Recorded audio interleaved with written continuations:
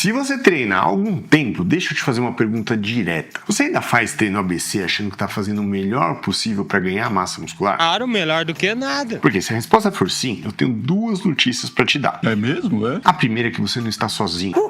A segunda é que existe uma grande chance de você estar treinando muito e evoluindo pouco. Ah, não, aí não. E não é falta de esforço, não é falta de disciplina, é estratégia mal ajustada mesmo. Porque durante muito tempo, o treino ABC ele foi vendido como padrão ouro da hipertrofia. Você dividia o corpo em 3 partes, treina cada uma em um dia, repete ele ao longo da semana e pronto. Parecia lógico, parecia organizado, parecia profissional. Mas ciência não funciona por aparência, funciona por resultado. E quando a gente começa a olhar os dados com mais profundidade, a história ela muda bastante. Antes de atacar o ABC, vamos entender primeiro como que o músculo cresce, porque senão vira discussão de torcida organizada ali de divisão de treino. E não é esse o nível que eu quero aqui. Primeiro conceito importante, volume de treino total, ou o que a literatura chama de volume load. Traduzindo ali para o português claro, a quantidade total de carga que você movimenta. Se você pega 30 quilos numa rosca e faz 10 repetições, você gerou 300 quilos de volume naquela série. Você fez 3 séries, 900 quilos. Agora soma isso o treino inteiro. Isso é o volume load. Quanto maior o volume adequado, maior o estímulo hipertrófico potencial. Guarda isso porque ele já vai voltar para nossa história. Tá bom. Segundo conceito, a frequência de estímulo. Quantas vezes por semana aquele músculo ele recebe um estímulo efetivo? E aqui entra um dado que mudou bastante a forma como a ciência olha para o treino. Os estudos compararam grupos ali que treinavam o mesmo músculo uma vez por semana, 2 vezes, 3 vezes, até 6 vezes. E o resultado? Treinar 2 vezes por semana gerou mais hipertrofia do que treinar apenas uma. Quando igualaram o volume entre os grupos, a frequência maior manteve vantagem, ou no mínimo não foi inferior. Ou seja, não era só quanto você treinava, era quantas vezes você estimulava. Quando você treina, você não cresce. Na verdade, você entra numa fase catabólica, você quebra tecido muscular. Depois vem a recuperação. E se tudo estiver alinhado, entra a fase que interessa, né? A supercompensação, que é quando o corpo reconstrói ali acima do nível anterior. E é aqui que o músculo cresce. Só que essa fase ela tem tempo. Se você demora demais para dar um novo estímulo, você perde o timing biológico e você volta pro nível basal. Agora pensa comigo, se você treina um músculo uma vez por semana, esse ciclo ele acontece uma vez só. Se você treina 2, ele acontece 2. E assim por diante. Você percebe o impacto? Então vamos falar ali do ABC raiz, né? Peito, tríceps, costa, bíceps, perna e talvez ali ombro, rodando ali na semana. Pra quem treina 6 vezes, ok, você repete o estímulo ali 2 vezes. Não é a melhor estratégia, mas funciona. Agora vamos ali pra vida real. Quem treina 5 vezes, quem treina 4, ou até quem treina 3, insiste ali no ABC. Acontece o seguinte, o músculo ele fica sendo estimulado só uma vez naquela semana. Na outra semana, talvez ele fique pra trás. Na outra, outro fica. Ou seja, você cria um rodízio ali de subestímulo muscular e ainda acha que o problema é genética ruim.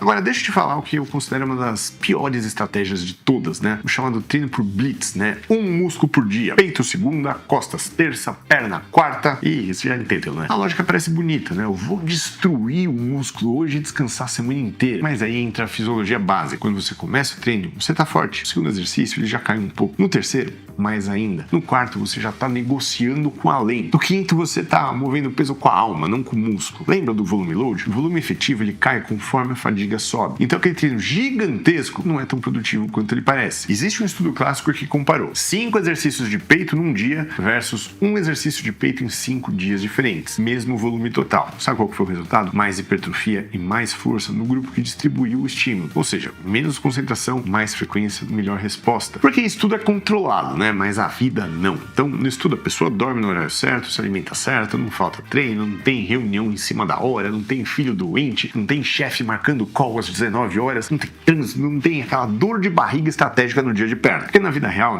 imprevistos acontecem. Você vai faltar um treino. Às vezes por um motivo legítimo, às vezes porque choveu e você achou que era um sinal do universo para você poder descansar. E aí, olha o efeito cascata. Se você já treinava aquele músculo uma vez por semana, agora virou 10, 12 dias, dependendo do encaixe, ele até mais. E o que acontece fisiologicamente nesse intervalo? Você passa pelo ciclo completo. Estímulo, recuperação, supercompensação, estabilização, perda, destreino inicial. Ou seja, você treinou, você melhorou, você perdeu o pico, você começou a regredir antes de estimular de novo. Sem aplicar um novo estímulo ali no time ideal, é como se você fizesse um investimento, deixasse render e sacasse exatamente quando começou a dar lucro, para depois recomeçar do zero. Não é falta de esforço, é erro de frequência estratégica mesmo. E é por isso que divisões ali com baixa frequência de estímulo ficam tão vulneráveis quando encontram a chamada vida real pela frente. Tá, então o ABC presta ou ele não presta? Se você treina 6 vezes vezes religiosamente, ele pode funcionar. Mas repara na palavra-chave aqui, religiosamente. Não é quando dá, não é quando sobra tempo, não é quando o meu humor ajuda. É 6 vezes mesmo, semana após semana. Sem falhar, sem pular, sem negociar com a própria preguiça. Complicou. Aí sim, aí você consegue repetir o estímulo 2 vezes por grupo muscular dentro da mesma semana. Não é superior a outras estratégias mais bem distribuídas ali, mas funciona. Agora, se você treina 5 vezes, já começa a falhar na lógica, né? Porque, inevitavelmente, um grupo muscular vai ficar com uma frequência menor naquela semana e o outro na semana seguinte. E assim você cria um rodízio ali de subestímulo. Você treina 4, aí já fica ruim de sustentar a frequência adequada sem distorcer o volume de treino. Você treina 3, pelo amor de Deus, muda isso, porque aí você está estimulando o músculo uma vez por semana, quando dá, e olha lá.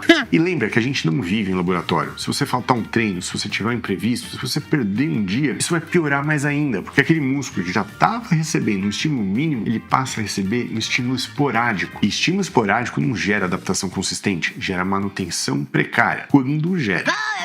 Então não é que o ABC ele seja proibido, é que fora de uma rotina extremamente consistente e volumosa, ele vira uma estratégia ali pouco eficiente para a maioria das pessoas reais. Então, estratégias que distribuem bem o volume ao longo da semana, né, com uma maior frequência de estímulo, elas tendem de forma consistente na literatura científica a gerar uma melhor resposta hipertrófica. Não é porque são da moda, mas porque elas respeitam melhor ali a fisiologia do processo de adaptação muscular. Você estimula, você recupera, você supercompensa e reaplica o estímulo no timing certo, sem deixar o músculo esquecido ali esperando a próxima segunda-feira chegar, como quem espera um boleto vencer. Modelos clássicos vão fazer isso bem, né? Então a gente tem o full body, o upper lower, push pull legs quando é bem ajustado também. Então todos eles têm uma lógica em comum, né? Distribuir o volume total ao invés de concentrar ali sofrimento num único dia. Isso melhora a qualidade de execução, mantém performance mais alta nas séries e aumenta a eficiência ali do volume load semanal. Mas aqui entra um ponto pouca gente considera e que na prática clínica faz toda a diferença. Tudo depende da rotina da pessoa, do horário de trabalho, da disponibilidade real, do nível de experiência, da capacidade de recuperação e também do histórico de lesão, porque treino não é montado para impressionar professor de educação física no Instagram. Treino ele é montado para funcionar na sua vida real. E aqui entra a frase que muita gente não gosta, mas precisa ouvir. Treino bom é o treino que encaixa na sua vida e não o que parece bonito no papel, porque consistência vence perfeição teórica. Não adianta ter a divisão cientificamente ali perfeita se você não consegue sustentar ela por mais de 3 semanas. Porque no final das contas, né, o corpo ele responde a estímulo aplicado com regularidade, não aquele planejamento que ficou lindo no PDF e nunca saiu da intenção. Então, antes de continuar repetindo divisão de treino, porque sempre fiz assim, vale refletir. Você está estimulando o músculo com frequência adequada? Ou você está treinando muito num dia e passando o resto da semana ali em abstinência muscular? Porque a hipertrofia responde a estímulo eficiente e recorrente, não a sofrimento concentrado.